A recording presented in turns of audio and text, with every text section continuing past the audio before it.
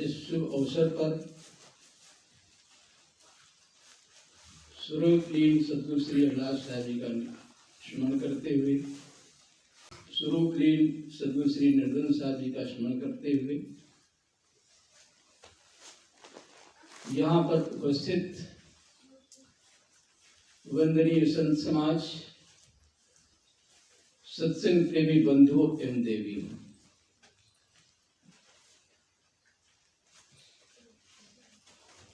हम बचपन में पढ़ते थे का माने कबूतर, खा माने खरगोश, गा माने गमला इत्यादि। अब हम बड़े हो गए हैं, बच्चे नहीं हैं, इसलिए हम का से कबूतर की जगह का से कबीर को पढ़ेंगे और कबीर को पढ़ करके का से कर्म पर जोड़ दें। साहब ने कहा, तौलो तारा जगमगे, ज्योलो उगे न सूर, तौलो जीव कर्मवश डोले, ज्योलो ज्ञान न पूर। आकाश में तारे तभी तक टिमटिमाते हैं जब तक कि चंद्रमा उदय नहीं होता है, पूर्ण चंद्रमा उदय नहीं होता है। चंद्रमा के उदय होते ही समस्त तारे उसके सामने क्षीण हो जाते हैं, उसका प्रकाश अधिक होता है। लेकिन जब सूर्योदय हो जाता है तो चंद्रमा और तारे सभी का प्रकाश विलीन हो जाता है। तौलो तारा जगमगे, ज्योलो उगे न सूर। आकाश में चंद्रमा भी होता है, तारे भी होते हैं, सभी का प्रकाश क्षीण हो जाता है, दिखाई नहीं देता जब सूर्य उदय होता है। इसी प्रकार ये मनुष्य कर्म के चक्र में तब तक घूमता रहता है जब तक कि इसको ज्ञान नहीं प्राप्त होता, इसके अंतःकरण में ज्ञान रूपी सूर्य उदय नहीं होता, तब तक ये कर्म के चक्र में घूमता रहता है। कर्म तो करना पड़ेगा।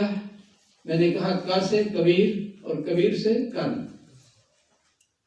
बिना कर्म किए जीवन चल नहीं सकता है। जो कुछ किया जाता है उसे कर्म कहते हैं। अगर हमारे मुख में कोई कौर डाल दे, इतना तो हो सकता है कोई हमें दूसरा खिला दे, लेकिन घुट तो अपने को ही करना पड़ेगा। हमारा दिमाग एक ऐसी मशीन है कि यदि उसमें कुछ डाला जाए तो उसे पीस कर आटा कर देगी, और यदि उसमें कुछ न डाला जाए तो खुद उसको पीस डालेगी। खाली मस्तिष्क शैतान का घर। जब कर्म करना ही है तो हम कैसे कर्म करें, कर्म क्या है इसको समझें। कर्म भूमि हमारी ही धरती है। हम कितना ही आकाश में उड़ जाएं, जहाज में बैठ जाएं, ऊपर चले जाएं चंद्रमा पर, लेकिन लौट के धरती पर आना पड़ता है। हमारा कर्म भूमि, हमारी कर्म भूमि ये धरती है। कर्म जीवन की सच्ची व्याख्या है। बिना कर्म किए किसी का चल नहीं सकता। कर्म क्या है? क्री धातु से कर्म शब्द की उत्पत्ति होती है, जिसका अर्थ होता है करना। जो कुछ किया जाता है उसे कर्म कहते हैं। कर्म 3 प्रकार के होते हैं। कर्म तो सभी लोग करते हैं। चोर भी करता है, डकैत भी करते हैं, बदमाश भी करते हैं, अच्छे आदमी भी करते हैं, बुरे भी आदमी काम करते हैं। कर्म तो सभी कर रहे हैं, लेकिन कर्मों के रहस्य को नहीं समझने की आवश्यकता। कर्म कैसे करने चाहिए? संतों ने कर्म 3 प्रकार के बताए हैं: संचित, प्रारब्ध और क्रियमाण। संचित कहते हैं स्टोर। एक किसान है, खेती करता है, और जो कुछ उत्पन्न होता है वो कुछ भाग उसका स्टोर में रख देता, बखार में रख देता है। एक व्यापारी व्यापार करता है, सर्विस कोई करता है, बचत रुपए पैसे बैंक में रख देता है, तिजोरी में रख देता है, जमीन में गाड़ देता है, संदूक में रख देता है। इसको क्या कहते हैं? संचित स्टोर, सबके पास संचित है। और जब काम नहीं होता है, मान लो वर्षा काल है या कोई जैसे कोरोना काल लग गया था, आपत्ति आ जाती है, तो निकाल निकाल करके जो पहले से रखा उसको खाता, आराम से बैठ के खाता। इधर कोई व्यक्ति बाहर से आता है और कहता है देखो ये तो बड़ा भाग्यशाली है, ये तो बैठे बैठे खा रहा,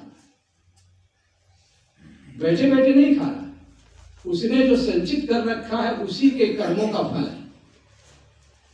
कोई दूसरा भगवान उसके लिए संचित नहीं कर गया। तो जो बैठे बैठे खा रहा है अपना ही संचित, उसको कहते हैं भाग्य, उसको कहते हैं प्रारब्ध। तो भाग्य को किसने बनाया? मैंने बनाया, मनुष्य ने बनाया, ईश्वर ने बनाया। कादर मनकर एक अधारा, दैव दैव आलसी पुकारा। कौन काउ सुख दुख कर दाता, निज कृत कर्म भोग सुन भ्राता। तो जिसे हम भाग्य कहते हैं उसे किसी भगवान ने नहीं बनाया, लेकिन हम माथे पर हाथ धर के कहते हैं जो भाग में बधा होगा वही होगा। ये बधा क्या है? जो आपने बीज बो रखा है, स्टोर कर रखा है, वही मिलेगा। कर्म का जैसे मन में इसी प्रकार से होता है। जैसे ये बाहर स्टोर है, स्टोर में हमने देते हैं, ऐसे मन में क्या रखते हैं? संस्कार। असल बसल पशु वस्तु विविध विधि, सब मणि महाराज जैसे। सरग नरक चर अचर लोक बहु बसत मध्य मन तैसे। विटप माह पूतरिका सूत माह कंचुक भी नहीं बनाए, मन माह लीन तथा नानातन प्रगटक अवसर पाए। जैसे असल बसल पशु, भोजन की सामग्री, कपड़े, जमीन, मकान, ये सब कहाँ समाये हुए? रुपए में समाये हुए। रुपए गुना लो, रुपए से सब खरीद लो। रुपए में दिखाई नहीं देती, न कहीं जमीन, न कहीं मकान, न कहीं कपड़ा, लेकिन सब उसमें समाया हुआ है। बीज में वृक्ष समाया हुआ है। बीज को फोड़ करके देखो तो कहीं मिलेगा, न फूल मिलेगा, न फल मिलेगा, न कुछ मिलेगा। उसको बो देते हैं तो उसमें पैदा होता है। मेहंदी में लालिमा है, पता नहीं चलता, हरी हरी दिखाई देती है। सिर पर जब पीसते हैं तो वह लाल लाल हो जाती है। दूध में घी नहीं है, जब मथते हैं, जमाते हैं, मथते हैं, तपाते हैं, मक्खन निकाले तब उसमें घी निकलता है, पता नहीं चलता है। लकड़ी है, मूर्ति, दो प्रकार की, जैसे लकड़ी की मूर्ति, पत्थर की, मिट्टी की मूर्ति बनाई जाती है। मिट्टी में, लकड़ी में, पत्थर में कहीं मूर्ति दिखाई नहीं देती, लेकिन उसमें छिपी हुई कलाकार मूर्तिकार उठा लेता, उसमें निकाल देता। नहीं है तो कहां से आ गई? है छिपी हुई। मनमह लीन तथा नानातन प्रकटक अवसर पाए। इसी प्रकार हमारे मन में नाना जन्मों के संस्कार, नाना कर्मों के संस्कार, जो हमने देखा है, सुना है, भोगा है, सब हमारे मन में संग्रहित है। कोई बूढ़ा कहता है कि मेरे बचपन में ऐसा हुआ, बचपन के संस्कार भरे हुए, और वे बचपन के संस्कार, मोबाइल लेकर बाहर चले जाओ और बाहर ही रहो। कह दिया गया बंद नहीं करो, बाहर चले जाओ, ले जाओ मोबाइल, बाहर ले जाओ, ये बार बार फिर आएगा, ले जाओ, नहीं फिर आएगा, फिर आएगा, ले जाओ, ले जाओ बाहर, ठीक करो। बीच में कहना न पड़े, डिस्टर्ब होता है।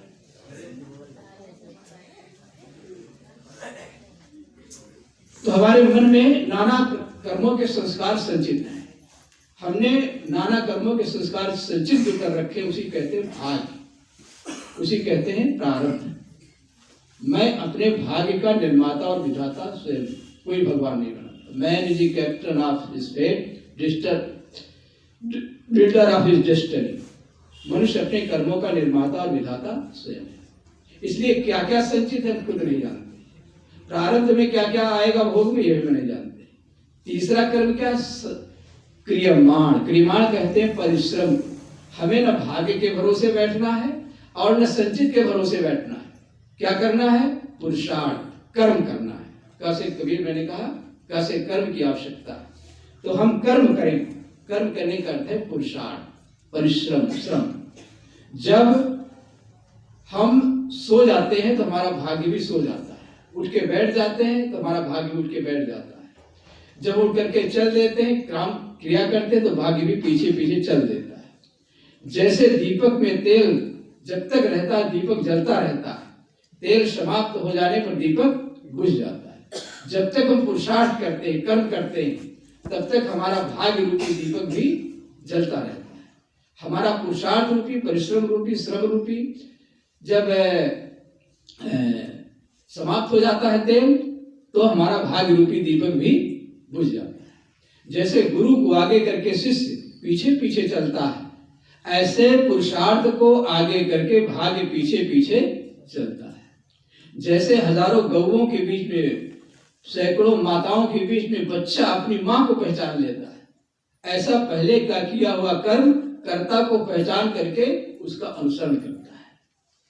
इसलिए भाग्य की विशेषता नहीं है, पुरुषार्थ की विशेषता है, श्रम की विशेषता है। आलसी बनकर के कोई व्यक्ति किसी क्षेत्र में उन्नत नहीं कर सकता है। कहते हैं कि एक जगह कोई मेला था, लोग जा रहे थे, तो उसमें मेले में, उत्सव में सभी लोग जा रहे थे, तो उसमें एक बादशाह का लड़का वो और एक जिसे शाहजादा कहते हैं, और एक गुरु का लड़का था, मुसलमानों पीरजादा, और इसी तरह अमीर का लड़का था मीरजादा। ऐसे कई लोग थे। तो उनको रास्ते में प्यास लगी, कई बार सुने होंगे शायद आप लोग। तो रास्ते में एक कुआं था, कुएं पर बाल्टी रखी थी। अब तो कुएं रहे नहीं, अब तो पनघट नहीं रहे, नलघट हो गए सब। तो पहले कुएं पर रस्सी रखी रहती थी, बाल्टी रखी रहती थी, रास्ते पर जो कुएं होते थे लोग आते थे, भर लेते थे, रख देते। तो वे लोग प्यासे थे, तीनों बैठ गए कुएं पर। तो शाहजादा ने कहा कि भाई पानी भरो अपने से। तो आदमी जो जूनियर होता उसी को आज्ञा देता, छोटा। तो किसी ने कहा साहब आप भी तो शाहजादा, आप भी जाओ ना, आप भी भर लो। कहे मैं शाहजादा हूं, मैं कैसे भर सकता हूँ। तो दूसरे ने कहा कि मैं पीरजादा हूँ, गुरु जो मुसलमानों में होते हैं पीरजादा हूँ। दूसरा धनी सेठ का लड़का ने कहा मैं मीरजादा हूँ। तो मैं क्यों भरूं? तीनों बैठे थे, प्यासे बैठे थे कुएं पर, कौन भरेगा। उसी समय एक चौथा व्यक्ति आ गया, वो भी जवान था, प्यास लगी थी, बाल्टी खड़कर कुएं में डाली और पानी निकाला और पिया। तो तीन बोल रहे भैया हम लोग को पिला दो। क्या आप लोग क्यों नहीं पी रहे? जवान बैठे हुए पी क्यों नहीं रहे?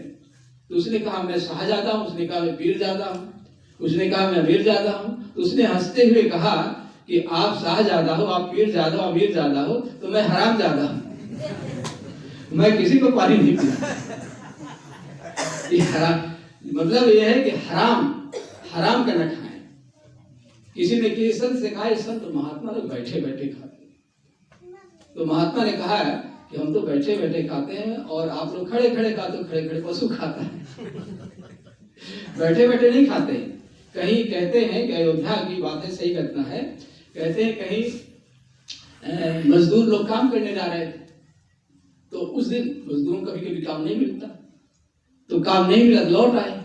तो निराश होकर के वही मंदिर था, छोटी छावनी, उसी के बाहर बैठ गए।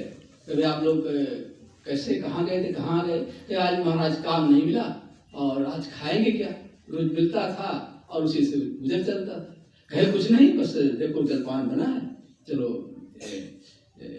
जलपान कर लो। और उसके बाद राम धुन लगी, जैसे इधर से आवाज आके जैसे राम धुन, तो राम धुन 24 घंटा चला करती है। जाओ राम धुन करो, 3 घंटे बाद 12 बजे भोजन होगा, फिर उसके बाद राम धुन करना। तो वो जब गए राम धुन करने के लिए, जलपान करने के बाद, तो राम धुन कभी किए तो नहीं थे। अब राम धुन करते करते वो इतना थक गए, इतना परेशान हो गए, घबरा गए, भोजन किए, कहे जाओ राम धुन करो, फिर जाओ। कहा महाराज हमको फावड़ा दे दो, हम फावड़ा से चला सकते, राम धुन हमसे किया नहीं होगा। तो बैठे बैठे आपको भोजन कोई दे दे तो भी आप बैठे बैठे घबरा जाएंगे। ये जीवन क्रियाशील है, इसलिए कर्म की आवश्यकता है, पुरुषार्थ की आवश्यकता है। कहा जाता है जब पहले युग में ये बिजली नहीं थी, तो एक कल्पना है, कोई व्यक्ति सूर्य के पास गया, सूरज, तो सूर्य से कहा कि आप इतना संसार को प्रकाशित करते हैं, लेकिन अभी भी अंधेरी कोठरियों में, गुफाओं में, जंगलों में आपका प्रकाश नहीं फैलता है। एक दिन मैंने जरा सा सूर्य से कुछ यूं कहा, आपके साम्राज्य में इतना अंधेरा क्यों रहा? आपके रहते हुए अभी भी अंधकार दूर नहीं हो रहा, संसार बहुत जगह अंधकार है। भूगर्भ में अंधकार है। तो कहानी कहती है कि तम तमाकर वो दहाड़ा, सूर्य तम तमाकर वो दहाड़ा, मैं अकेला क्या करूं, तुम निकम्मों के लिए भला मैं कब तक मरूं। आसमा की आराधना के चक्करों में मत पड़ो, संग्राम ये घनघोर है, कुछ मैं लड़ूं कुछ तुम लड़ो। तो वैज्ञानिक एडिसन आ गया सामने, बिजली की खोज कर दिया, गुफाओं में, भूगर्भ में, और जहां अंधकार था सब अंधकार को दूर करे। किसने? भगवान ने नहीं, मनुष्य। तो मनुष्य के अंदर इतनी शक्ति, वो कर सकता, सबको करना चाहिए। कहते हैं कि सूर्य अस्ताचल की ओर जाते हुए सूर्य ने एक बार कहा, सूर्य अस्त हो रहा था, तो अस्ताचल की ओर जाते हुए सूर्य ने संसार को आह्वान किया कि मेरे अस्त हो जाने के बाद इस संसार को कौन प्रकाश देगा। रविन्द्रनाथ टैगोर बांग्ला में हुए, बंगाल में, तो उन्होंने कबीर साहब के 100 पदों का अनुवाद किया इंग्लिश में, 100 पोएम्स ऑफ कबीर। उनको गीतांजलि उन्होंने लिखी है, गीतांजलि एक पुस्तक, उसको नोबेल प्राइज मिला था। उस नोबेल गीतांजलि में उन्होंने लिखा है इसी विषय में, इसी प्रकार, ये अस्ताचल की ओर जाते हुए सूर्य ने कहा कि मेरे अस्त हो जाने के बाद इस संसार को कौन प्रकाशित करेगा। कौन लोइबे मोर कार्य कहे संध्या रवि, मेरा कार्य कौन लेगा। तो कहते हैं माटी र प्रादीप, मिट्टी का एक दिया सामने आ गया और उसने हाथ जोड़कर कहा, भगवान आपके अस्त हो जाने के बाद जितना हो सकेगा मैं इस संसार को प्रकाशित करूंगा, ज्योत से ज्योत जलाते चलो। सदगुरु ने, सदगुरु वृंदन साहब ने, सदगुरु कबीर ने, सदगुरु शिवदास साहब ने, संसार के समस्त महापुरुषों ने जो ज्योत जलाई है, हम भले उस ज्योत की भांति नहीं हो सकते हैं, कोई किसी की बात नहीं होता, लेकिन उस ज्योत को हम आगे बढ़ाएं। आगे बढ़ाने कैसे बढ़ेगा? पुरुषार्थ से। जहां जिस क्षेत्र में हमें उसमें पुरुषार्थ करें, तो प्रारब्ध, संचित प्रारब्ध और क्रियमाण पुरुषार्थ की आवश्यकता है। अब प्रश्न होता है क्या करें और क्या न करें। पुरुषार्थ तो मैंने बताया नहीं, सब लोग काम करते हैं। चोर जो है वो भी आपको अपने घर में रखी हुई चीज नहीं मिलती, रुपया पैसा कहाँ रखे, वो ढूंढ ले जाता। कितना मेहनत करता, कितना जान पर खेल जाते हैं डाकू, बदमाश, चोर, हत्यारे। तो कर्म का इसलिए विधान किया गया कि हमें क्या करना चाहिए, क्या नहीं करना चाहिए। कर्म अशुभ मत करो और शुभ करो। क्या करें? करना तो है, अशुभ न करो और शुभ करो। अशुभ क्या है? सभी लोग जानते हैं, चोरी, हिंसा, व्यभिचार, गलत कर्म। ये तो बड़े बड़े दोष हैं। छोटे छोटे दोष, अगर कहो बीड़ी छोड़ दो, सिगरेट छोड़ दो, महात्मा जी क्या ये बात करते हैं, कोई ऊंची बात करो। तो किसी महात्मा से ऐसा उन्होंने कहा, तो महात्मा ने कहा अच्छा तो ऐसा करो कि तुम ब्रह्मचारी बन जाओ। 60 साल की उम्र हो गई थी। कहे महाराज अगर ब्रह्मचारी बन जाएंगे हम तो संसार कैसे चलेगा, सब लोग ब्रह्मचारी बन जाए तो संसार कैसे चलेगा। तो महात्मा ने कहा कि सब लोग संसार के ब्रह्मचारी बन जाएंगे, पहले बनाओ, तो जब सब बन जाएंगे तब सृष्टि को ऊपर से वर्षा देंगे, बच्चे कुछ पैदा कर देंगे आकाश से। महाराज हम संसार भर को कैसे बना सकते हैं। और भी कहे थे कि अगर दुनिया भर ब्रह्मचारी हो जाएगी तो दुनिया कैसे चलेगी। कहे हमारा संसार भर को तो हम नहीं बना सकते। अरे कहते अपने देश भर को, अपने जिला भर को, कहे वो भी नहीं कर सकते, कहे गांव भी नहीं, परिवार वालों कहे परिवार वालों को हमारा काम बस है, कहे तुम भी बन जाओ। हंसने लगे। 60 साल के हो गए हैं, अभी भी हिम्मत नहीं हो रही ब्रह्मचारी बनने की, और ठेका ले रखे संसार कैसे चलेगा। तो अशुभ कर्म छोड़ने के लिए संतों की संगत जब करते हैं तब अशुभ क्या है ये पता चलता है। छोटे छोटे दोस्त, बीड़ी हम पीते हैं, कहते भगवान सबके अंदर बैठा है। जब हम बीड़ी पीते हैं तो अंदर का भगवान कहता तू क्या गंदा तुम्हारे यार, फिर से बाहर उड़ा देते। तंबाकू खाते हैं, गुटखा खाते हैं, तो अंदर में भगवान कहता तू क्या गंदी चीज ले आया, तुम पीछे से बाहर थूक देते। अंदर का भगवान डांटता है, लेकिन उसकी आवाज को दबा करके हम भर देते, दुख पाते। तो दुर्व्यसन जितने वे जेते अमल, कबीर साहब ने कहा जेते अमल सो सबे हराम। जितने दुर्गुण सब हराम करने वाले, एक एक दुर्गुण है। कहा जाता है एक जमींदार का लड़का था, जमींदारी प्रथा खत्म हो गई, जमींदारी में उसकी सारी संपत्ति उसने बेच दी उसके मरने के बाद। क्या क्यों? उसमें दुर्व्यसन। सबसे ज्यादा दुर्व्यसन था गांजा की तब लगा। गांजा पीता था, पिलाता था, गजेड़ियों की भीड़ लगी रहती। और गांजा पीते पीते वो बेदम हो गया, श्वास फूलने लगी, बीमारियां हो गई। तो उसका एक मित्र आया कभी, वो भी गांजा पीता था। तो उसने कहा यार गांजा की चीलम तुम्हारी बहुत छोटी सी, थोड़ा बड़ी चीलम रखो, ज्यादा गांजा है, ज्यादा देर तक दम लगे। तो उसने कहा गांजा की ये चीलम छोटी है, अरे इस चीलम के छोटे मुंह से मेरी 500 एकड़ खेती गुजर गई, और जमीन में जितना गड़ा धन था वो भी गुजर गया, और जब कुछ नहीं बचा तो मेरी पतिव्रता नारी पत्नी वो भी गुजर गई, यानी छोड़ के चली गई।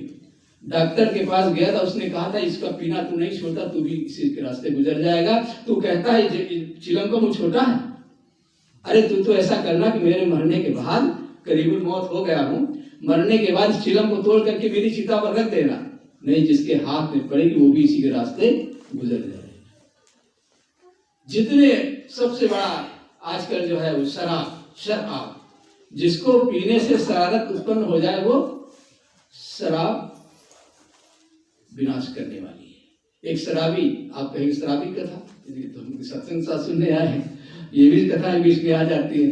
कहते हैं एक शराबी शराब पी करके जब आता था तो अपनी पत्नी को बहुत पीटता, सभी पीटते हैं, गलत व्यवहार करते हैं, कुछ और भी गलत करते हैं, सब कुछ गलत करते हैं, वो अच्छा क्या करते हैं।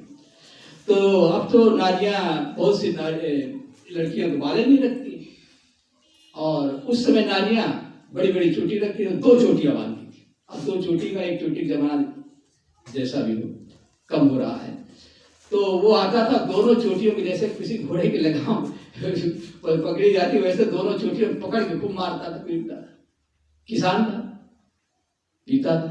तो एक बार वो पी करके जब बाहर से आया तो देर हो गई, और दरवाजे के बाहर एक भैंस बनी थी, पशुशाला भैंस बिल्कुल बगल में बनी थी, और जब आया तो आते ही बिल्कुल पकड़ लेता था, बिल्कुल उसकी आदत थी, बेचारी कभी छुड़ा लेती थी, कभी नहीं छुड़ा पाती। तो दीपक जलाया, उसने दरवाजा खोला तो खड़े थे, और जैसे ही देखा कि ये बहुत ही सीधे से आज, तो उसने खट से दीपक बुझा के दरवाजा अंदर चली गई, और उसने हाथ बढ़ा दिया, उसने चोटी पकड़ को जैसे पीछे तो हाथ बढ़ाया, और जैसे हाथ बढ़ाया तो वहां तो अंधेरा था, तो हाथ उसकी भैंस की पूंछ में आ गया, उसने पूंछ को पकड़ लिया, और पूंछ को पकड़े हैं तो बिल्कुल सेम टू सेम उसे लगा कि उसकी चोटी। अब दूसरी चोटी बोलता है तो अच्छा पप्पू की मम्मी, अब एक ही चोटी बांधने लगी, अब दूसरी चोटी कहाँ मिले। दूसरी चोटी पकड़ने के लिए जैसे हाथ रखा भैंस के ऊपर, दांत मारी जोर से, खड़ाक से, दांत मार टूट गए और गिर पड़ा, बेहोश हो गया। सवेरा हो गया, जब होश आया मैं पशुशाला में पड़ा हूँ, लोग इकट्ठे हो गए, उसे याद आया, शराबी की याद आ जाता है मैं कहाँ हूँ, क्या मेरी स्थिति। तो कहने का अर्थ ये है कि शराबी शराब पी लेता है, उसको पता नहीं रहता मेरी स्थिति क्या है। एक आदमी शराब पी करके, शराबी था, शराब की खोज में चौराहे पर जा रहा था, पुलिस खड़ी थी, कहा भैया यहाँ मधुशाला किधर, मधुशाला किसे कहते हैं जहाँ शराब पी जाती है। तो कहा मधुशाला का रास्ता किधर, उसने बताया 1 किलोमीटर पर चले जाओ और फिर थोड़ा मुड़ जाना, अंदर गली में मधुशाला भी। चौराहे सिपाही कहाँ बताना, पहुंच गया। लेकिन ध्यान देने योग्य बात यह है कि जितने रास्ते मधुशाला की ओर जाते हैं वो कोई सही रास्ता नहीं है। भले ही पुलिस ने सही रास्ता बता दिया मधुशाला का, लेकिन मधुशाला की ओर जाने वाले सभी रास्ते गलत है। ये सारा संसार ही मधुशाला है। वो शराब का नशा तो कभी उतर जाता है, हम अहंकार की शराब, रूप रंग विद्या प्रभुता और न मालूम कितना कितना अहंकार लेकर के बैठे हैं, और ये नशा जीवन भर चला रहता है। इसलिए इस नशा को उतारने के लिए पुरुषार्थ करना चाहिए। और जितने भी नशे हैं और किसी प्रकार का दुर्व्यसन, यहाँ भक्त लोग हैं सब, नशा तो कोई करता नहीं है, अगर कोई करता भी हो चुपके से तो ध्यान दीजिए कि सत्संग में आकर के कुछ तो सुधार होना चाहिए। तो हम अशुभ कर्मों का त्याग करें, अशुभ का परित्याग करें और शुभ को ग्रहण करें। शुभ क्या है, जैसा कि संत लोग बताते ही रहते हैं, कहते ही रहते हैं, सद्गुणों को धारण करना। एक राजा था, राजा के 3 बेटे थे, उसको कहीं बाहर भ्रमण के लिए जाना था और उन तीनों पुत्रों के लिए 3 महल बनवा दिए थे। सबको 100-100 रुपए दिए। बहुत पहले की बात, 100 रुपए बहुत होता था। कहा देखो मैं 1 महीने बाद लौट करके आऊंगा और सभी लोग अपने अपने मकान को इन पैसों से कोई भी चीज खरीद करके भर देना। तो उनमें एक था जुआड़ी, वो तो जुए के दांव पर लगाया, 100 रुपये में कोठी, इतनी बड़ी कोठी भरेगी, जुए के दांव पर लगा हार गया। दूसरा जो था मंद बुद्धि का, उसने सोचा पिता की आज्ञा है, तो उसने क्या किया, जो नगर के जमादार थे, जो सारा कचरा ले करके बाहर फेंका करते थे, उनको 100 रुपया दिया, कहा भाई जितना कचरा नगर के ले जाके बाहर फेंकते हो ट्रक गाड़ी में, वो सारा कचरा हमारे महल में भरना है किसी चीज से, यही तो कहा था, भर के रखना। तो सारा कचरा भरवा दिया, ताला लगा दिया। तीसरा जो था, उसने उस मकान को अभी खाली रखा, जब जाना कि पिताजी कल आने वाले हैं, तो बाजार में गया और उसने कुछ सुगंधित पदार्थ लिए, जैसे अगरबत्ती आदि, और दीप, तेल, घृत, दीपक, रुई इत्यादि लिया, जिससे दीपक जलाया जाता है। और जैसे आज संध्या को पिताजी आज दिन में आने वाले, तो संध्या के समय गया और जा करके वहां सुगंधित पदार्थ चारों ओर खोज दिए और कोने कोने में दीप जला दिए। राजा आया, तीनों बेटों को बुलाया, पूछा एक से, सबसे बड़ा, कहा तुमने क्या किया, शर्मिंदा हो गया, कहा जुआ के बाहर गए। दूसरे से कहा तुमने किस चीज से भरा, कहा चलिए देख लीजिए, ताला खोला तो जोर से दुर्गंध थी, राजा हट गया। तीसरे को कहा तुमने किस चीज से भरा है, वो कुछ नहीं बोला, शांत मुस्कुराता है, चलिए पिताजी देख लीजिए। दरवाजा खोला तो पूरा घर, पूरा महल प्रकाश और सुगंधी से भरा हुआ। राजा ने उस छोटे बेटे को ही राजगद्दी दी। हम लोगों में से भी ऐसे लोग, बहुत से लोग ऐसे हैं जो इस जीवन को दांव पर लगा देते हैं, हार जाते हैं जुए के दांव पर, व्यर्थ। और कुछ लोग ऐसे होते हैं जो अनेक प्रकार के दुर्गुण, दुर्व्यसन की दुर्गंधी मन में भर लेते हैं इस जीवन महल, इस मन महल में। और कुछ लोग ऐसे हैं जो ज्ञान, विचार, सद्गुणों की सुगंधी अपने अंदर भर लेते हैं। जहां कहीं भी दीप शिखा मुस्काती है, परवानों की भीड़ मचलती आती है, फूल कहीं निर्जन में चाहे मुस्काएं, भवनों को चुपचाप खबर मिल जाती है। अलियावत सौ को सो लेन सुमन की बास, दादुर रस जाने नहीं रहे सुमन के पास। जंगल में फूल खिला हो लेकिन भंवरे वहां भी पहुंच जाते हैं। मेढक वहीं रहता है, उसको पता नहीं रहता। ये सत्संग भक्त रूपी भंवरे जहां भी संत होते वहां पहुंच जाते हैं। वे संत हमें क्या देते हैं, सद्गुण देते हैं। सदाचार की कमाई कैसे करो, यह युक्ति बताते हैं। इसलिए हमें सद्गुणों को धारण करना, क्या धारण करना है, क्या करना है, सद्गुणों को धारण करना है। दया, जाके दया धर्म नहीं मुख दिल में, मुखला क्या देखे दर्पण में। जिसके दिल में दया का खजाना नहीं, राम का नाम लेने से क्या फायदा। अहिंसा एक सक्रिय साधन है, निष्क्रिय साधन है। अहिंसा कहते हैं जीव को मत मारो, मत मारो, ये उसमें कुछ किया तो है नहीं, खाली मार नहीं रहे हैं बस, लेकिन दया में कुछ किया जाता है। भूखे को भोजन, भोजन प्यासे को पानी, ये दया। दया करो जीवों पर, दान दो। दान कहते हैं देने को, क्या देने को, यहाँ ये निर्णय नहीं है दान में। लोग सोचे दान का मतलब यह है कि रुपया पैसा यही देना। दान का मतलब यह है जो कुछ दिया जाता सब दान है। माता पिता हमें जीवन दान करते हैं, गुरु हमें ज्ञान दान करता है, ये समस्त प्रकृति हमें कुछ दे रही है। सूर्य हमें प्रकाश देता है, पृथ्वी हमें अन्न देती है और रत्न देती है। पृथ्वी, जल हमें जीवन देता है, प्यास बुझाता है। वायु हमें जीवन दान देती है। प्रकृति का कण-कण हमें कुछ दे रहा है। खिलते हुए फूल हमें शिक्षा देते हैं कि हम भी अपने जीवन मुस्कुराते रहें, हंसते रहें। उगता हुआ सूरज हमें जागृत करता है कि जागो, सोते मत रहो। बहती हुई नदियां हमें शिक्षा देती हैं कि रुको नहीं, चलते रहो, बहते रहो, बहते रहो, पुरुषार्थ करते रहो। तो दान, ये प्रकृति दान से चलती है। हम संसार से कुछ लेते हैं, हमारा भी कर्तव्य संसार को कुछ दे। जो कपड़े हमने पहन रखे हमने नहीं बनाए, जो अन्न खाते हुए हमने नहीं पैदा किया, जिस सड़क पर चलते उस सड़क को हमने नहीं बनाया। इसलिए हमारा भी कर्तव्य है कि हमारे जीवन के द्वारा, तन मन धन के द्वारा दूसरे का उपकार हो, ये काम करें। कहते हैं एक माली था, राजा का माली था, तो बूढ़ा हो गया था। वो अखरोट का पेड़ लगा रहा, वृक्षारोपण, अखरोट के पेड़ लगा रहा। राजा आया, माली से पूछा तुम ये क्या कर रहे हो, किस चीज के पेड़ लगा रहे हो, क्या अखरोट का पेड़ लगा रहे हो? कहे तुम्हारी उम्र 90 साल की हो गई बूढ़ा। कहे तुम मर जाओगे और ये पेड़ लगा रहे हो तो इसको खाओगे क्या, कब खाओगे? कहे जानते हो कब फल देता है? कहे हाँ जानता हूँ, 20 वर्ष बाद फल देता है। आज लगाया गया तो 20 वर्ष बाद इसमें फल लगेगा, तुरंत तो कोई फल नहीं देता कोई भी वृक्ष। तो तब तक मर जाओगे, इसके फल तो नहीं खा पाओगे।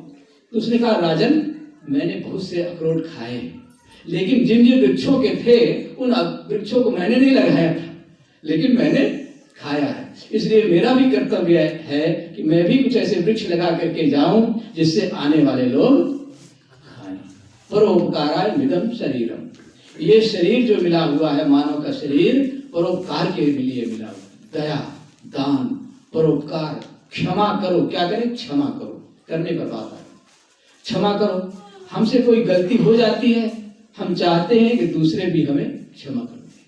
कहते संसार के महापुरुष ऐसे अनेक हुए जिनका उदाहरण आज हमारे सामने है। ईसा मसीह, ईसाइयों के जो गुरु थे ईसा मसीह, उनको उनके विरोधियों ने, थोड़ी सी उम्र थी, जवान थे, उनके हाथ और पैर में लकड़ी के तख्ते पर उन्हें लिटा दिया गया और हाथ और पैर में ऐसे हाथ करके टिपट करके हाथ और पैर में और सीने में कीले ठोक दी गई बड़ी बड़ी, और सुबह उनके कीले ठोके गई, तीसरे पैर तक छटपटा छटपटा करके उनका शरीर छूटा।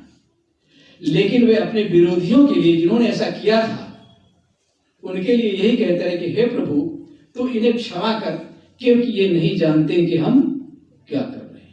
ईसा के मारने वालों का कोई काम नाम नहीं लेता, लेकिन ईसा मरकर भी अमर हो गए। महात्मा सुकरात कहते हैं कि उनको जहर का प्याला दे दिया, आडंबर का खंडन करते थे और जिनके आडंबर से व्यवसाय चलते उनका विरोध करते थे, तो उनको जहर का प्याला दे दिया गया। राजा के पक्ष में थे, राजा प्रजा जितने सब लोग मिल करके उनको जहर का प्याला दे दिया गया। जहर का प्याला लेकर के उन्होंने जहर का प्याला उसी तरह पी लिया जैसे प्यासा पानी पीता है। पैर लड़खड़ाने लगे, जमान लड़खड़ाने लगी, लेकिन उनके अनुयायी रोते थे। उन्होंने कहा तुम क्यों रो रहे हो, क्यों दुखी? सुकरात नहीं मरेगा, तुमने मुझे पहचाना नहीं, शरीर मरेगा, सुकरात नहीं मरेगा, सुकरात अमर हो जाएगा। कहते हैं महात्मा गांधी जी इसी काल में महात्मा गांधी हुए। कहा जाता है कि उनको मारने के लिए एक व्यक्ति कई बार प्रयास किया, छुरा, चाकू, रिवाल्वर, लेकिन दाव नहीं पाता। तो गांधी जी को पता नहीं था, तो किसी ने बता दिया वो आपको मारने के लिए प्रयास कर रहा है। तो गांधी एक रात में, अर्धरात में उसके घर पहुंच गए, दरवाजा खटखटाया, कहा कौन? कहा मैं हूं गांधी। कहे तुमने मारने के लिए मुझे सोचा था और दिन में मारोगे, जिसे नाथूराम गोडसे ने मारा, फांसी हुई। कहे दिन में मारोगे तो तुम्हारी फांसी होगी, तो लोग बख्शेंगे नहीं, तो ऐसा कर लो, अपना काम कर लो, तुम्हें कोई जान भी नहीं पाएगा। वो गांधी जी के चरणों में गिर गया, क्षमा मांगने लगा। तो कहने का अर्थ ये है कि जिन्होंने क्षमा किया वे ही संसार में बड़े हुए। एक संत थे, कहते हैं कि पहले उनका वो गृहस्थी जीवन में थे, उनकी पत्नी थी, बड़ी कर्कशा थी, संत तुकाराम। तो कहीं अकाल पड़ गया था, गन्ने के खेत में कुछ गन्ने खड़े थे, कहा गन्ना ले आओ। तो उस दिन गन्ना ले आए और गन्ना ला करके ला रहे थे रास्ते में, तो रास्ते में बच्चे मिल गए, बाबा हमको एक दे दो, बाबा हमको, तो बांटते चले गए। एक गन्ना शेष रह गया, जब पहुंचे तो एक गन्ना। तो पत्नी ने पूछा बस एक ही गन्ना लाए? कहीं लाया तो एक गट्ठर था, लेकिन रास्ते में बांट दिया। वो बहुत कर रहा था, उसने गन्ने को हाथ से छीन लिया और सुकरात के ऊपर दे मारा, 2 टुकड़े हो गए। सुकरात हंसने लगे, कहा कि तुकाराम की बात, तुकाराम जी हंसने लगे और कहा कि गन्ना था एक, हम थे 2, इसलिए आधा तुम ले लो, आधा हम ले ले। वो उसका हृदय बदल गया, रोने लगी और उस दिन से उसने अपना दुर्व्यवहार करना छोड़ दिया। हम सोचते हैं किसी को दबा करके, मार के, सता के, डांट के, फटकार करके उसमें कर सकते हैं, ऐसा नहीं है। क्षमा एक गुण है, दया, क्षमा, सत्य। और जीवन का जो असली और अंतिम सत्य है वो समझने की आवश्यकता है। सत्य मेवे सुरो लोके सत्य धर्म सदाशित है। सत्य मूलानि सर्वाणि सत्यां नास्ति परम पदम। इस लोक में सत्य ही ईश्वर है, सत्य ही परम पद है। सत्य को छोड़कर और कोई दूसरा परम पद नहीं है। सत्य है क्या? सत्य वह है जो सदा रहता है, और वो सदा क्या रहता है? हमारी अपनी आत्मा। मैंने बचपन को देखा, जवानी को देखा, बुढ़ापे को देखा। जो इन तीनों अवस्थाओं को देखता है, जानता है, वो मेरी आत्मा सत्य है। मैं सत्य, मैं साक्षी हूं, मैं चेतन। मैं रात में सो जाता हूं, मैं उदाहरण दिया करता हूं। जब हम रात में सो जाते हैं तो गहरी नींद में तो स्वप्न नहीं होते, नींदी अवस्था में स्वप्न होते। तो जाग करके मैं उठता हूं, कहता मैंने सपना देखा। थोड़ा ध्यान से सुनना। जाग के मैं कहता हूं मैंने सपना देखा, और केवल देखा ही नहीं, सुना, लड़ा, झगड़ा, रोया, सब कुछ जो सारी क्रियाएं आप करते हैं वो सब सपने में भी करते हैं। और मेरे सपनों को दूसरा कोई नहीं देखता, चाहे पास में क्यों न लेटा हो। तो मैं कहता हूं मैंने सपना देखा। अब विचार करो, तीन बातें याद रखो, तीन बात समझने की। मैंने देखा।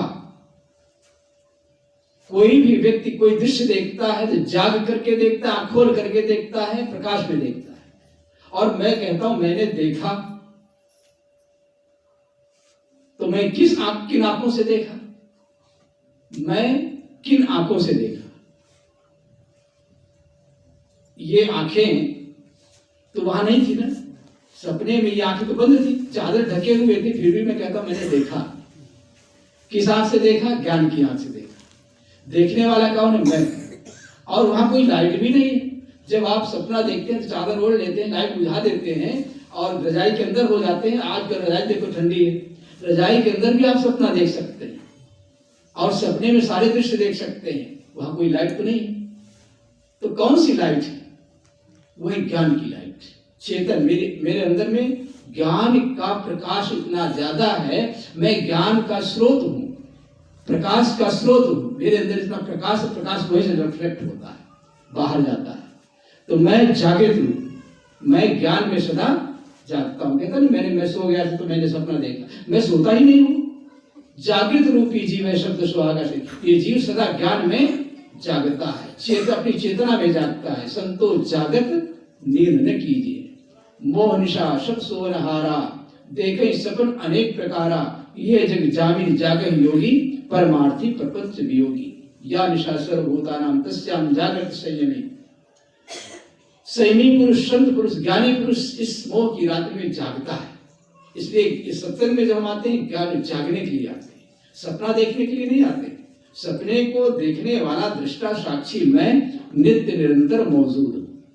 इसलिए ज्ञान की नींद को त्याग करके, मोह निद्रा से त्याग करके हम इसके बाहर हैं। जब हम इस सत्य को समझते हैं तो हम अपनी आत्मा को समझते हैं, क्योंकि आत्मा के अतिरिक्त जो कुछ भी है वो सब असत्य, झूठा है।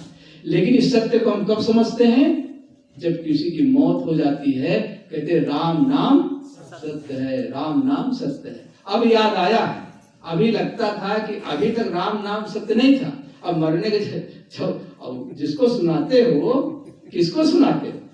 जो मर के जीव चला गया, जिसकी अर्थी सजाई जाती, वो तो सुनता नहीं है, जीव तो निकल गया।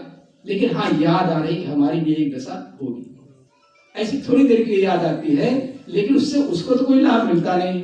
तो राम नाम सत्य है, इस सत्य को हम नहीं समझते। कहा जाता है कि ये सत्य समझने के लिए, विदाई के दिन को देखने के लिए ही सत्संग, सत्संग का एक तो सत्संग ये है, दूसरा सत्संग कौन है? सत्य का संग। हमारी आत्मा ही सत्य है, उसका संग करने की आवश्यकता है। लेकिन उसका संग हमें तब होता है जब हमारे जीवन में कोई ठोकर लगती है, तब पता चलता है ये तो संसार झूठा है। कहते हैं एक बार किसी गांव से एक अर्थी निकली। अर्थी जब निकली तो अर्थी को कितने लोग उठाते हैं? 4 आदमी उठाते, अर्थी चलते हैं। तो अर्थी को इधर से ले जा रहे हैं और उधर से एक बारात लौट रही है। अब तो सब साधन हो गए, जीप, कार, गाड़ी। उस समय डोली में, जहां से बारात जाती थी ससुराल, तो वहां से डोली में दुल्हन को और दूल्हे को डोली में बिठा करके 4 कहार उधर से लेकर के विदा होते थे, लौटी बाराती। तो उधर से एक बारात लौट रही थी, उसी जिस गांव से अर्थी निकली थी उसी गांव की जो बारात गई थी वो बारात उसी गांव में आनी थी। तो अर्थी और डोली की मुलाकात हो गई। कहानी कहती है कि अर्थी और डोली दोनों आमने सामने हो गई। रास्ता सकरा था, कोई हाईवे तो था नहीं कि चलो अगल बगल से निकल जाओ, एक ही रास्ता था। तो इधर से अर्थी जा रही, उधर से डोली आ रही, दोनों आमने सामने हो गई, निकलने की जगह नहीं। तो अर्थी ने डोली से कहा, ये कहानी बहुत सुने होंगे, अर्थी ने डोली से कहा कि डोली मेरी भी डोली तेरी भी। डोली किसे कहते हैं? डोलने को। डोलना कहते हैं हिलना डुलना। जब अर्थी को ले जाते तो भी हिलती डुलती है, और डोली को जब ले जाते हैं बाराती कहार तो भी हिलती डुलती है। तो अर्थी ने डोली से कहा डोली मेरी भी डोली तेरी भी। लेकिन डोली का अर्थ क्या है? मौत का डोलना सब जगह डोल रहा है, कहीं से भी, पेड़ पहाड़ जंगल चांद सूर्य सितारे, कहीं भी चले जाओ, सागर की तही में चले जाओ, पाताल में चले जाओ, जब मौत आएगी वहीं से उठा लेगी। कल्पना चावला एक लड़की थी, वो आकाश में जब गई तो वही वो जहाज ध्वस्त हो गया वैज्ञानिकों के साथ, वही पता ही नहीं चला कहाँ पे चली गई। तो मरघट किसे कहते हैं? डोली किसे कहते हैं? मौत का डोलना हर जगह डोल रहा है। मरघट, मरघट किसे कहते हैं? जहां मौत की घटना घट जाए, कहां नहीं घट सकती। एक दिन मैं कह रहा था ना कि हमारे गुरुदेव जी थे, वो कहा करते थे कि आदमी सबसे सुरक्षित जगह किसे समझता है? घर। अपना घर होता है। सब आदमी काम करके अपने घर में आ जाते हैं, चिड़िया बिल में पहुंच जाते हैं, चिड़िया घोंसले में पहुंच जाती है। तो सबसे सुरक्षित स्थान अपना घर है, अपना घर होता है। तो अपने घर में भी आकर के हम अपने कमरे में आ जाते हैं, बिस्तर पर आ जाते हैं। लेकिन जितनी अर्थियां उठती हैं वो कई जंगलों और पहाड़ों से नहीं उठती। जिस बिस्तर पर आप सोते हैं उसी से अर्थियां निकलती हैं। इसलिए सबसे खतरनाक जगह बिस्तर है, बिस्तर पर कभी मत सोना। मेरा एक ऑपरेशन हुआ था 80 में, 35 साल में 80 में हुआ था ऑपरेशन। तो किडनी का ऑपरेशन था, स्वरूप नारायण मेडिकल कॉलेज में भर्ती था। तो मेरा ऑपरेशन थिएटर में ले जाने के लिए, वो जैसे मुर्दे को नहीं ले जाते हैं स्टेशन में, ले जा रहे थे, ले जाने के लिए आ गए थे उसमें लेकर। तो वहां बगल में एक आदमी ने कहा, बाबा इसी बिस्तर पर जब आप नहीं आए तो एक आदमी मरा है। हम कहा डॉक्टर मारने के लिए नहीं ले जा रहा है, हमको बचाने के लिए जा रहा है। और डॉक्टर भी मजाक के, हमारे प्रेम प्रकाश गुप्ता जो थे ना, उन्हीं के सालों थे कि गुप्ता, उन्होंने ऑपरेशन किया। तो घटना याद आ गई, तो वो भी मजाकी थे, विनोदी। कहा कि साहब जी ये चांद सूर्य सितारे देख लो, फिर देखने को नहीं मिलेंगे। हम कहा इसलिए ले जा रहे हो क्या? हम चांद सितारे बहुत देख चुके, आप अपना काम करो, अब प्रारब्ध है, बचा सही छूट जाएगा। तो मरघट, मरने की घटना जिस जगह घट जाए उसे ही मरघट कहते हैं, इसी को शमशान कहते हैं। सम हो जाए शान जहां, एक दिन उसे शमशान कहते हैं। यहाँ राजा हो या रंग, धनी हो या गरीब, सबके मान शान गुमान एक दिन सम हो जाते। रंग व राजा सम हो जाते, जिस दिन है इस पथ पर आते।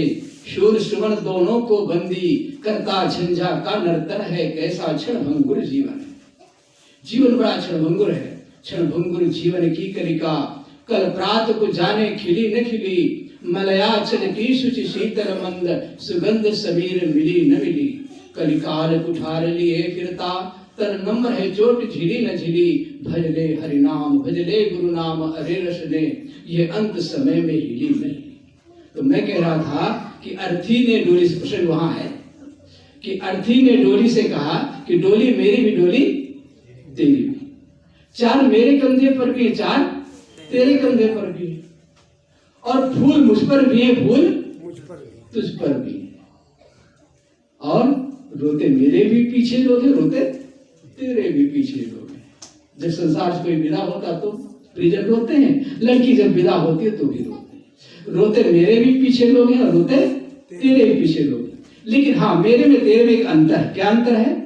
अर्थी ने डोली से कहा, ध्यान से सुनना, अर्थी ने डोली से कहा, ये सब बातें तो एक समान है, कोई अंतर नहीं, लेकिन मेरे में तेरे में एक अंतर है। अर्थी ने डोली से कहा, मैं संसार से विदा हो रही हूं और तू संसार में प्रवेश कर रही है, मेरी एग्जिट है, तेरी एंट्री है। आवागमन, सुन क्या कहते हैं, आवागमन का चक्र छूटने के लिए ही हम लोग यहाँ आए। आना है और जाना, कोई आता है कोई जाता है, ये संसार की रीति है। उस विदाई के दिन को देखने के लिए हम सदा तैयार रहे। मैं हल्द्वानी में था, नैनीताल में, तो एक ईश्वरवादी थे। जब हम लोग तो कहते भाई ईश्वर कोई आकाश में नहीं बैठा है, प्रकृति अनादि अनंत है, कोई ईश्वर नहीं है, अपने कर्मों का निर्माता विधाता स्वयं है, सच यही है। लेकिन जो लोग ईश्वर मानते हैं उनकी अनेक कथाएं भी चलती हैं। तो कहा जाता है कि कोई व्यक्ति मर गया, मरने के बाद कहते स्वर्ग जाते हैं, तो वो एक चित्र है, कल्पना का चित्र है। तो कहते हैं कि ये जो पूरा समाज, जैसे अर्थी 4 आदमी फूल और ये सब ले करके, कहते भगवान के दरबार में सब हाजिर हुए, ईश्वर के दरबार में यमराज ले गया। तो ईश्वर ने, भगवान ने पूछा, उस अर्थी जो ढकी हुई थी चादर, वो कफन ढका हुआ था, तो भगवान ने पूछा कि ये तू कफन से मुंह ढाक करके क्यों आया है? इतने लोग, चार आदमी ये कंधे पर उठा करके तुझको, इनको क्यों लाया है? और इतने सारे भीड़ क्यों लेकर के आया है? ये फूल तुझ पर क्यों है? इसी तरह कहानी है। तो उस मुर्दे से आवाज आती है, मुर्दे में से मुर्दा बोला, भर जाओ सुख पाओगे। कहते मस्त राम एक संत थे, तो मस्त राम जी के विषय में कहा जाता है, मस्त राम मुर्दे से पूछा, मुर्दे कुछ बतलाओगे? मस्त राम समझते थे कि मुर्दा खाना, तो मुर्दे से पूछा, कंकाल पड़ा रहा होगा, हड्डी वड्डी, कहा मस्त राम मुर्दे से पूछा, मुर्दे कुछ बतलाओगे? तो मुर्दे में से मुर्दा बोला, भर जाओ सुख पाओगे।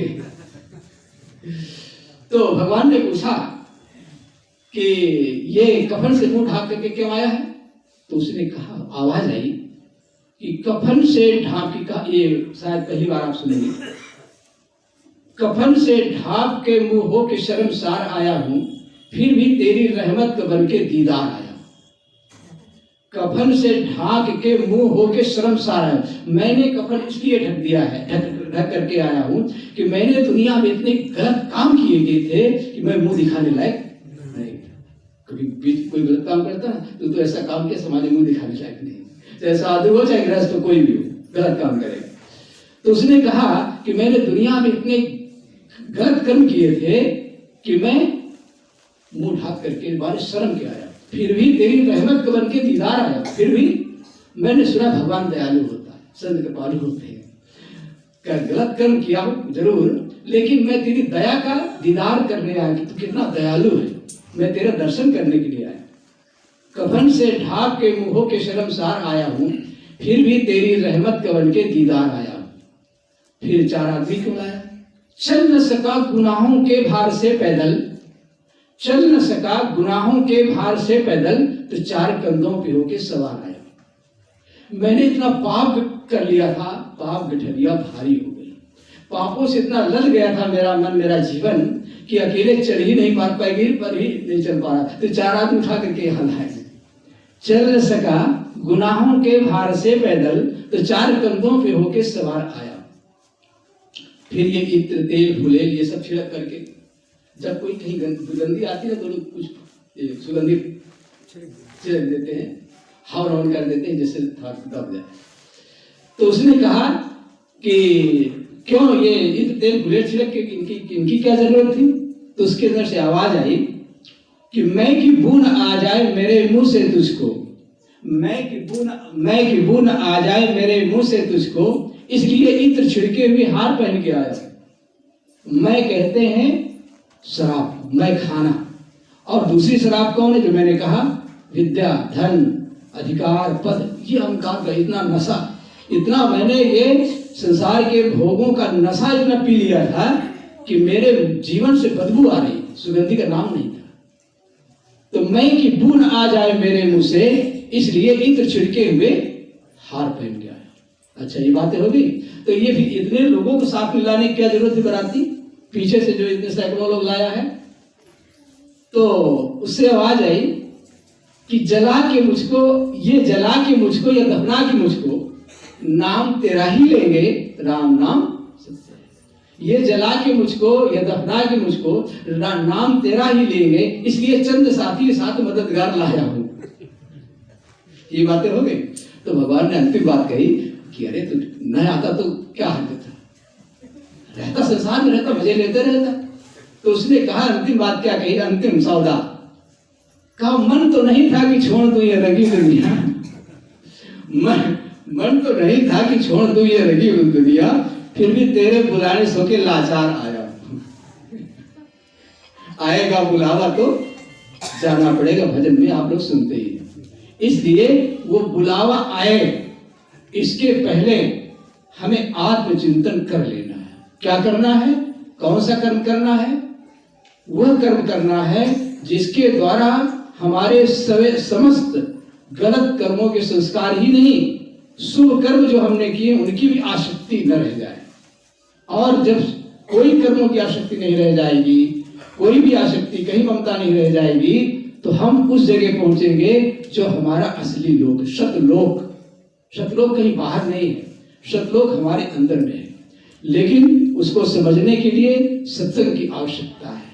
जिस चेतन के निकल जाने से माता माता नहीं रहती, पिता पिता नहीं रहता, भाई भाई नहीं रहता, बंधु बंधु नहीं रहता, जिसके नाते सारे नाते हैं, उसी का सौंदर्य इस शरीर में है। और उसके निकल जाने पर लोग कहते हैं मिट्टी जला दो, फूंक दो, गाड़ दो। जिसके रहते मनुष्य हंसता है, बोलता है, चिड़िया चहकती है, मयूर नृत्य करता है, बिल्ली म्याऊं म्याऊं करती है, वो कौन है?